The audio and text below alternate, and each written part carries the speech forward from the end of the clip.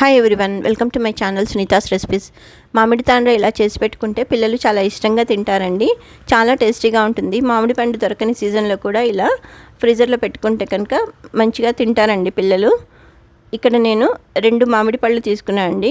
ఇంట్లో మాగేసిన పళ్ళు అండి ఇవి. కొన్నవైతే కనుక కొంచెం పులిపట్లో ఉంటాయి కాబట్టి ఇవి చాలా స్వీట్గా ఉన్నాయండి. ఇలా ముక్కలు ముక్కలుగా కట్ చేసేసి ఇలా గ్రైండ్ చేసేసి పెట్టుకున్నానండి మెత్తగా పేస్ట్ లాగా.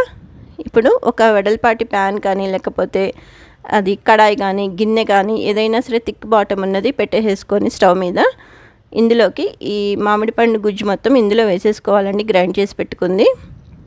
ఇవి ఆల్మోస్ట్ ఒక 800 గ్రామ్స్ వరకు ఉంటాయండి మామిడి పళ్ళు. అందుకని దానికి సరిపడా షుగర్ యాడ్ చేస్తున్నాను. అంటే 100 గ్రాములకి కొంచెం తగ్గించి యాడ్ చేస్తున్నాను. ఇలా వేసేసి లో టు మీడియం ఫ్లేమ్లో పెట్టేసుకొని ఫస్ట్ ఒక 2 to 3 మినిట్స్ వరకు ఇలా కలుపుతూ కుక్ చేసుకోవాలండి. కొంచెం షుగర్ మెల్ట్ అయినాక కొంచెం కంప్లీట్గా సిమ్లో పెట్టేసుకొని ఇలా కలుపుతూనే ఉండాలండి. ఇలా కొంచెం సేపు అయ్యాక ఇది కొంచెం షుగర్ మొత్తం మెల్ట్ అయిపోయి మళ్ళీ దగ్గరికి అయిపోయి కొంచెం బబుల్స్ లాగా అక్కడక్కడ ఇలా వస్తుందండి.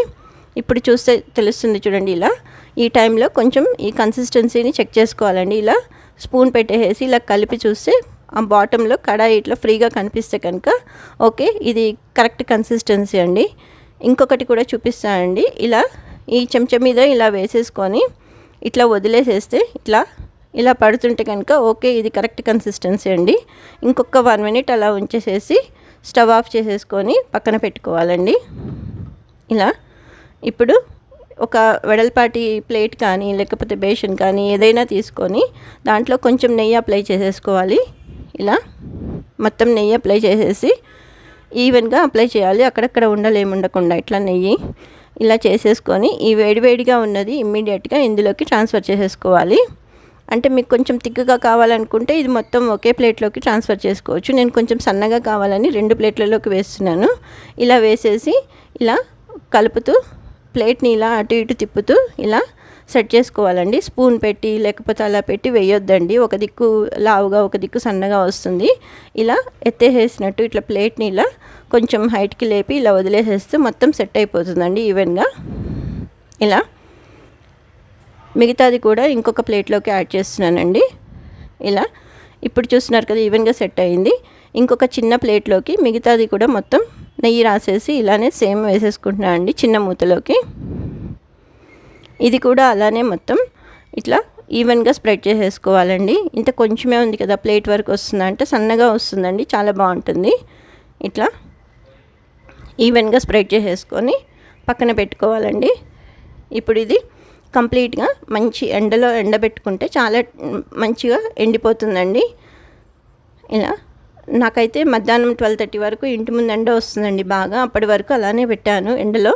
తర్వాత ఇంట్లో ఫ్యాన్ కింద పెట్టానండి. నెక్స్ట్ డే మార్నింగ్ మాత్రం ఇది చిన్న ప్లేట్లోది మాత్రం పల్చగా వేసాను కాబట్టి మంచిగా ఈజీగా వచ్చేసిందండి. ఇలా ఎంత నీట్గా వచ్చిందండి. ఇలా ఇప్పుడు ఇది ముక్కలుగా కట్ చేసుకోవాలండి. కావాలనుకుంటే మీరు డైమండ్ షేప్లో అయినా కట్ చేసుకోవచ్చు, లేకపోతే చుట్టేసేసుకోవచ్చు అండి. ఇలా ఈవెన్గా కట్ చేసేసి ఇలా ఇంకొక ప్లేట్లోది కొంచెం ఒక మధ్యాహ్నం వరకు ఎండితే సరిపోతుందండి. నెక్స్ట్ డే కొంచెం అది ఎక్కువ క్వాంటిటీ ఉంది కాబట్టి కొంచెం దీనికంటే థిక్ అయిందండి. ఇలా చూస్తున్నారు కదా, ఇలా నీట్గా వచ్చేసేసిందండి. నోరూరించే రుచికరమైన మామిడి తాండ్ర రెడీ అండి. ఇలా ఇవి ఒక కంటైనర్లోకి వేసి పెట్టుకుంటే నిల్వ చేసుకోవచ్చండి. ఇది మధ్యాహ్నం తీస్తున్నానండి. ఇంకో ప్లేట్ అండి, పెద్ద ప్లేట్ కదండి ఇది. ఇలా వేసేసి దీన్ని కూడా ముక్కలుగా కట్ చేసుకోవాలండి. అంటే మీకు నచ్చిన సైజులో కట్ చేసుకోవచ్చు, లేకపోతే చుట్టేసేసుకోవచ్చు. ఇదివరకు ముందుది చుట్టినట్టు. అయితే ఇది మొత్తం డైమండ్ షేప్లో పీసెస్ లాగా కట్ చేశానండి.